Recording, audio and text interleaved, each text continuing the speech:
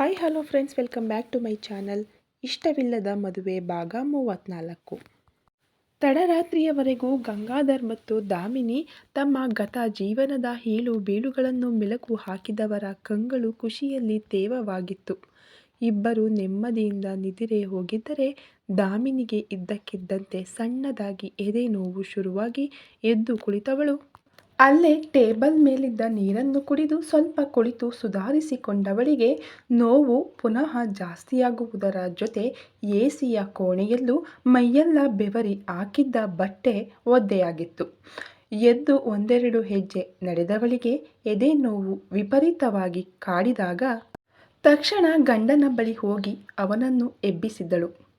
Bed lamp ಹಾಕಿದ ಗಂಗಾಧರ್ ಎದೆ ಹಿಡಿದು ಕುಸಿದು ಬಿದ್ದ ಹೆಂಡತಿಯನ್ನು ನೋಡಿ ತಡಬಡಿಸಿಕೊಂಡು ಎದ್ದವನು, ದಾಮು ಏನಾಯ್ತು ಅಂತ ಹೇಳಿ ಅವಳನ್ನು ಎತ್ತಿ ಬೆಡ್ ಮೇಲೆ ಮಲಗಿಸಿ ನೀರು ಕುಡಿಸಿದರೆ ಒಂದು ಗುಟುಕು ನೀರನ್ನು ಕುಡಿದು, ಗಂಗು ಎದೆ ತುಂಬ ನೋಯ್ತಿದೆ ಎಂದವಳ ಕಂಗಳು ತುಂಬಿದ್ದವು. ತಕ್ಷಣ ಹೆಂಡತಿಯನ್ನು ತನ್ನ ತೋಳುಗಳಲ್ಲಿ ಎತ್ತಿಕೊಂಡು ಮುತ್ತು, ಲಕ್ಷ್ಮಿ ಎಂದು ಚೀರುತ್ತಾ ಕೆಳಗಡೆ ಬಂದ ತಕ್ಷಣ ಮನೆಯ ಪೂರ್ತಿ ಲೈಟ್ ಬೆಳಗಿತ್ತು. ಮುತ್ತುವನ್ನು ನೋಡಿ ಬೇಗ ಗಾಡಿ ತೆಗಿ ಅಂತ ಹೇಳುತ್ತಾ ಹೆಂಡತಿಯನ್ನು ಹಿಡಿದುಕೊಂಡೇ ಹೊರಗಡೆ ಹೋದ ಗಂಗಾಧರ್ ಕಾರಿನ ಹಿಂದಿನ ಸೀಟಲ್ಲಿ ಕುಳಿತು ತನ್ನೆದೆಗೆ ಅವಳನ್ನು ಒರಗಿಸಿಕೊಂಡು ತಮ್ಮ ಪ್ರತಾಪನಿಗೆ ಕರೆ ಮಾಡಲು ಹೋದರೆ 5-6 ಕರೆಯ ಬಳಿಕ ಕರೆ ಸ್ವೀಕರಿಸಿದವನಿಗೆ ಹೆಂಡತಿಯ ಸ್ಥಿತಿಯನ್ನು ಹೇಳಿದನು. ತಕ್ಷಣ ಪಕ್ಕದಲ್ಲೇ ಇರುವ ಆಸ್ಪತ್ರೆಗೆ ಅತ್ತಿಗೆಯನ್ನು ಕರೆತರುವಂತೆ ಹೇಳಿದಾಗ ಮುತ್ತುಗೆ ಕಾರನ್ನು ಆದಷ್ಟು ವೇಗವಾಗಿ ಚಲಾಯಿಸುವಂತೆ ಹೇಳಿದವನಿಗೆ ಹೆಂಡತಿಯ ನರಳುವಿಕೆ ನೋಡಿ ಕಂಗಳು ತುಂಬಿದ್ದವು. ತನ್ನೊಡೆಯನ ಕಣ್ಣೀರು, ಹೊಡತಿಯ ನೋವು ಎನ್ನುವ ತೊಳಲಾಟಕ್ಕೆ ಹೆದರಿ ಮುತ್ತು ವೇಗವಾಗಿ ಕಾರನ್ನು ಗಂಗಾಧರ್ ಹೇಳಿದ ಆಸ್ಪತ್ರೆಯತ್ತ ತಿರುಗಿಸಿದನು. ಕಾರು ಆಸ್ಪತ್ರೆ ತಲುಪುವ ಮೊದಲೇ ಪ್ರತಾಪ್ ಆದೇಶದಂತೆ ದಾಮಿನಿಯನ್ನು ಕೊಂಡೊಯ್ಯಲು ಡಾಕ್ಟರ್ಸ್ ಜೊತೆ ಸ್ಟ್ರೆಚರ್ ಎಲ್ಲ ತಯಾರಾಗಿತ್ತು. ಕಾರು ಬಂದ ಕೂಡಲೇ ದಾಮಿನಿಯನ್ನು ಸ್ಟ್ರೆಚರಿಗೆ ಶಿಫ್ಟ್ ಮಾಡಿ ಐಸಿಯು ಒಳಗಡೆ ಕರೆದುಕೊಂಡು ಹೋದರೆ ನರ್ಸ್ ಗಂಗಾಧರ್ ಬಳಿ ಅಲ್ಲೇ ನಿಲ್ಲುವಂತೆ ಹೇಳಿದರು. 10 ನಿಮಿಷಕ್ಕೆಲ್ಲ ಪತ್ನಿಯೊಂದಿಗೆ ಓಡುತ್ತಾ ಬಂದ ಪ್ರತಾಪ್ ಅಣ್ಣನಿಗೆ ಸಮಾಧಾನ ಹೇಳಿ ಐಸಿಯು ಒಳಗಡೆ ಹೋದನು. 1/4 ಗಂಟೆಯವರೆಗೆ ಸಾಗಿದ ಟ್ರೀಟ್ಮೆಂಟ್ ಬಳಿಕ ಹೊರಬಂದ ಪ್ರತಾಪ್ ಏನೂ ಹೇಳದೆ ಅಣ್ಣನ ಕೈ ಹಿಡಿದು ಒಳಗಡೆ ಕರೆದುಕೊಂಡು ಹೋದನು. ಐ ಆಮ್ ಸಾರಿ, ಅತ್ತಿಗೆ ಬಳಿ ಜಾಸ್ತಿ ಸಮಯವಿಲ್ಲ, ನಿನ್ನ ಬಳಿ ಮಾತನಾಡಬೇಕು ಅಂತಿದ್ದಾರೆ ಎಂದವನ ಕಪಾಳಕ್ಕೆ ಬಾರಿಸಿದ ಗಂಗಾಧರ್, ಶಟ್ ಅಪ್, ಇದಕ್ಕೆಯಾ ನೀನು ಡಾಕ್ಟರ್ ಓದಿದ್ದು? ಏನಂದೆ? ಇನ್ನೊಮ್ಮೆ ಹೇಳು ರಾಸ್ಕಲ್, ಇನ್ನೊಮ್ಮೆ ಹಾಗೆಲ್ಲ ಹೇಳಿದರೆ ಸಾಯಿಸಿಬಿಡ್ತೀನಿ ನಿನ್ನ ಈ ಆಸ್ಪತ್ರೆಯಲ್ಲೇ ಎಂದ ಕೂಡಲೇ ಮುಂದಿನ ಮಾತುಗಳು ಹೆಂಡತಿಯ ಧ್ವನಿಯಲ್ಲಿ ಕೇಳಿ ಅವನ ಮಾತು ನಿಂತಿತ್ತು. ಗಂಗೂ ಎಂದು ತನ್ನತ್ತ ಕೈ ಚಾಚಿದವಳ ಕಡೆ ನಡೆದ ಗಂಗಾಧರ್, ನಡಿ ದಾಮು, ಇಲ್ಲಿಂದ ಹೋಗೋಣ, ಬೇರೆ ಆಸ್ಪತ್ರೆಯಲ್ಲಿ ನಿನಗೆ ಟ್ರೀಟ್ಮೆಂಟ್ ವ್ಯವಸ್ಥೆ ಮಾಡಿಸುತ್ತೇನೆ ಅಂತ ಹೆಂಡತಿಯನ್ನು ಎತ್ತಲು ಹೋದವನನ್ನು ಅಲ್ಲಿದ್ದ ಉಳಿದ ಡಾಕ್ಟರ್ಸ್ ತಡೆದು, ಸರ್ ಪ್ಲೀಸ್ ನಮ್ಮ ಮಾತನ್ನು ಕೇಳಿ, ಅವರಿಗೆ ಮೇಜರ್ ಹಾರ್ಟ್ ಅಟ್ಯಾಕ್ ಆಗಿದ್ದರಿಂದ 90% ಬ್ಲಾಕ್ ಆಗಿದೆ, ಇಂಟರ್ನಲ್ ಬ್ಲೀಡಿಂಗ್ ಆಗ್ತಿದೆ, ಟ್ರೀಟ್ಮೆಂಟ್ ಮಾಡಿದ್ರೂ ನೋ ಯೂಸ್, ಅವರ ಬಳಿ ನಿಮಿಷಗಳಷ್ಟೇ ಸಮಯ ಸರ್ ಎಂದು ಹೇಳಿ ತಲೆ ತಗ್ಗಿಸಿದ ಡಾಕ್ಟರತ್ತ ನೋಡಿದವರ ಕಂಗಳು ತುಂಬಿದ್ದವು.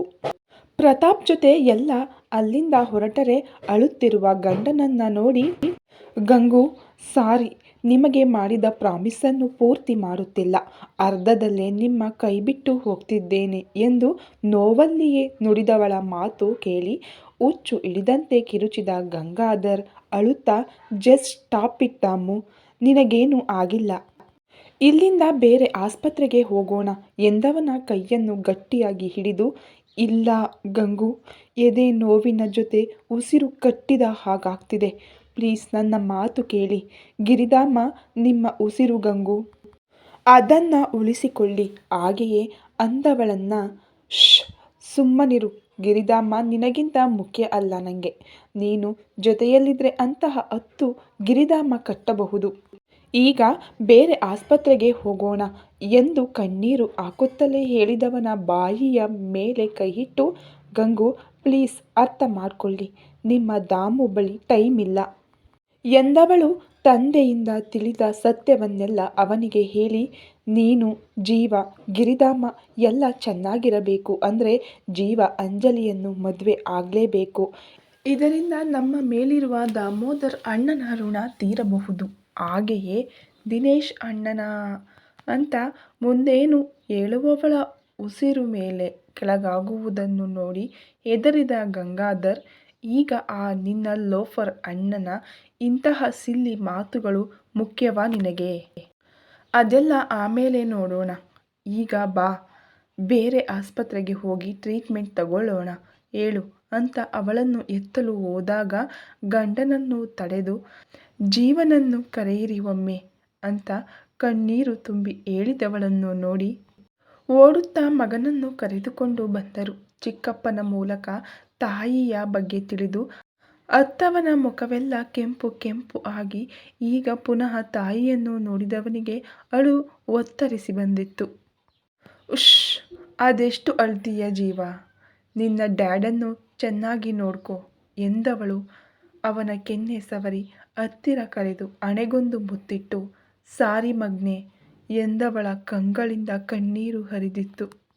ಗಂಡನನ್ನು ಬಳಿ ಕರೆದವಳು ತನ್ನನ್ನು ಎತ್ತಿ ಕೂರಿಸುವಂತೆ ಹೇಳಿ ಅವನನ್ನು ಗಟ್ಟಿಯಾಗಿ ಆಲಿಂಗಿಸಿ, ಐ ಲವ್ ಯು ಗಂಗು ಎಂದು ಅವನ ಎದೆಗೆ ಒರಗಿದಳು.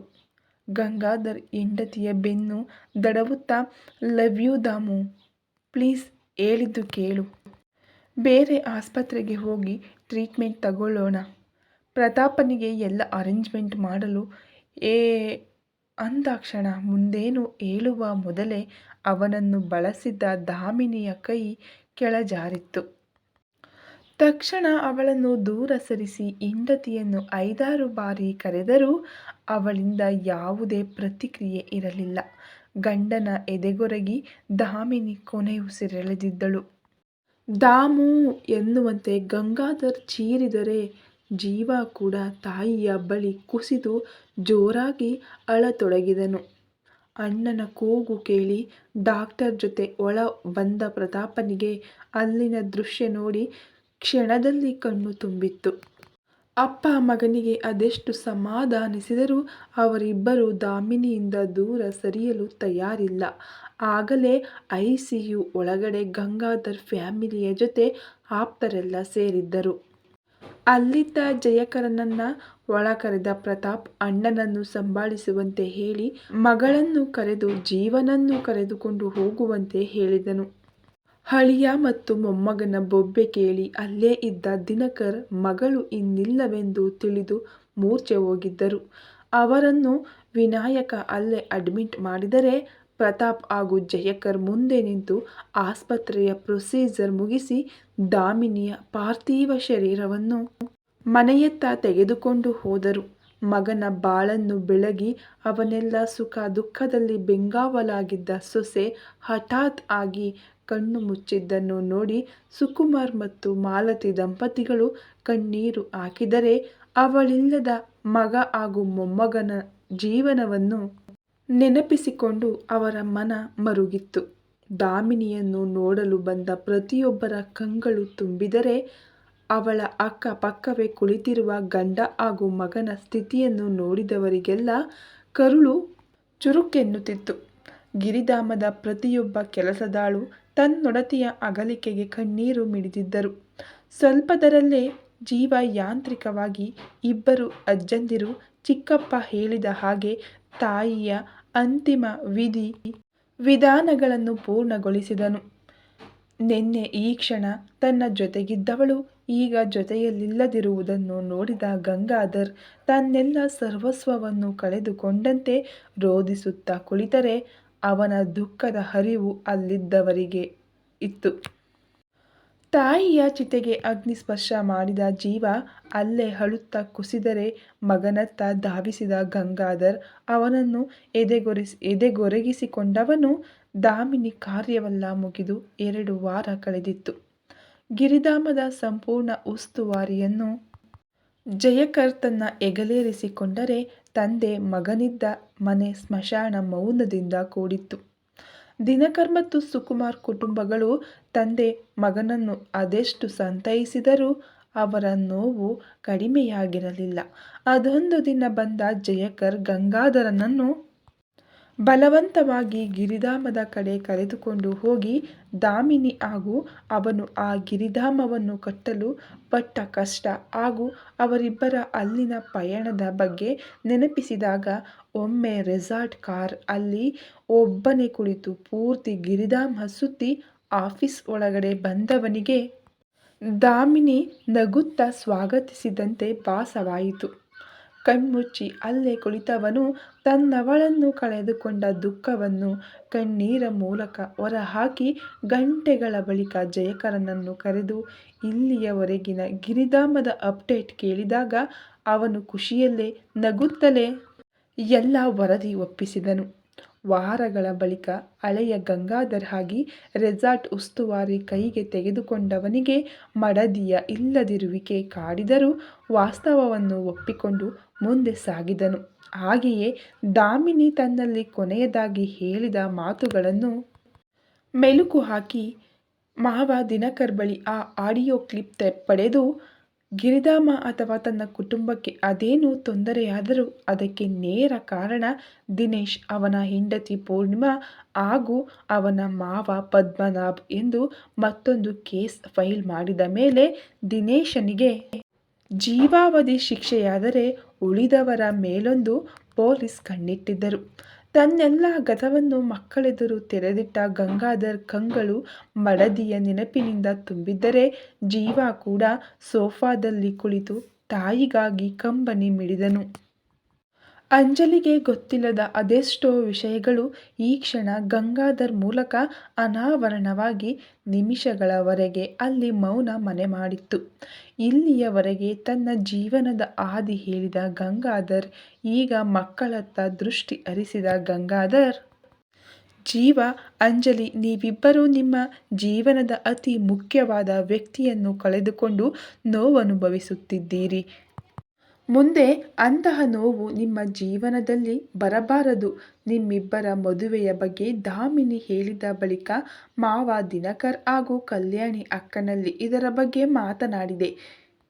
ಈ ಮದುವೆಯ ಹಿಂದೆ ಯಾವ ಸ್ವಾರ್ಥವೂ ಇಲ್ಲ. ಆಗಲೇ ಹೇಳಿದಂತೆ ಗಿರಿಧಾಮ ಉಳಿಸಲು ನಿನ್ನ ಜೊತೆ ಜೀವ ಮದುವೆ ಅನ್ನೋದು ನೆಪ ಮಾತ್ರ. ನಿಜ ಹೇಳಬೇಕೆಂದರೆ ನೀನು ಜೀವ ಹೆಂಡತಿಯಾಗಬೇಕು ಅನ್ನೋದು ದಾಮಿನಿ ಕನಸಾಗಿತ್ತು. ಅವಳ ಕನಸನ್ನು ನನಸಾಗಿಸಲು ನಾನು ಈ ಮದುವೆ ಮಾಡಿಸುವುದರ ಜೊತೆ ಸೊಸೆಯಾಗಿ ನೀನು ನನಗೆ ಒಪ್ಪಿಗೆಯಾಗಿದ್ದೆ. ಇನ್ನೊಂದು ಕಡೆ ದಿನೇಶ್ ಜೈಲಿನಲ್ಲಿದ್ದರೂ ಅವನೆಲ್ಲ ದ್ವೇಷವನ್ನು ತನ್ನ ಮಗಳಾದ ದಿತ್ಯಾಳಿಗೆ ಹರಿದು ಕುಡಿಸಿದ್ದಾನೆ. ಇನ್ನೊಂದು ತಿಂಗಳಲ್ಲಿ ಅವಳ ಮಾಸ್ಟರ್ಸ್ ಮುಗಿಸಿ ಕೆನಡಾದಿಂದ ಅವಳಿಲ್ಲಿಗೆ ಬರುತ್ತಾಳೆ. ಬಂದವಳ ಮೊದಲ ಕೆಲಸ ಹೇಗಾದರೂ ಮಾಡಿ ಜೀವನನ್ನು ಮದುವೆಯಾಗೋದೊಂದೇ. ಮಾವ ದಾಮಿನಿ ತೀರಿಕೊಂಡ ಬಳಿಕ ಆಗಾಗ ಹೇಳ್ತಾ ಇದ್ರು. ಆದರೆ ಅಪ್ಪನಿಗಾದ ಶಿಕ್ಷೆಯಿಂದ ಅವಳು ಹೆದರಿ ಸುಮ್ಮನಿದ್ದಾಳೋ ಏನೋ ಗೊತ್ತಿಲ್ಲ. ಇನ್ಮೇಲೆ ಅವಳು ಬಂದರೂ ಅದೇನು ಮಾಡೋಕ್ಕೂ ಆಗೋಲ್ಲ ಅನ್ನೋ ರೀತಿ ನಿಮ್ಮಿಬ್ಬರ ಮದುವೆಯ ಬಂಧ ಸ್ಟ್ರಾಂಗ್ ಆಗಬೇಕು. ಇಷ್ಟೆಲ್ಲ ಹೇಳಿದ್ದು ನಿಮ್ಮಿಬ್ಬರ ಮದುವೆಯಾಗಲು ಕಾರಣ ನಿಮಗೆ ತಿಳಿಯುವುದರ ಜೊತೆ ಆಗಲೇ ನೀವಿಬ್ಬರೂ ಈ ಗಿರಿಧಾಮದ ಜವಾಬ್ದಾರಿ ಹೊತ್ತಿದ್ದೀರಿ. ಆ ಗಿರಿಧಾಮದ ಹಿಂದೆ ಅದೆಷ್ಟು ಪರಿಶ್ರಮವಿತ್ತೆಂದು ನಿಮಗೆ ತಿಳಿಯಬೇಕಿತ್ತು.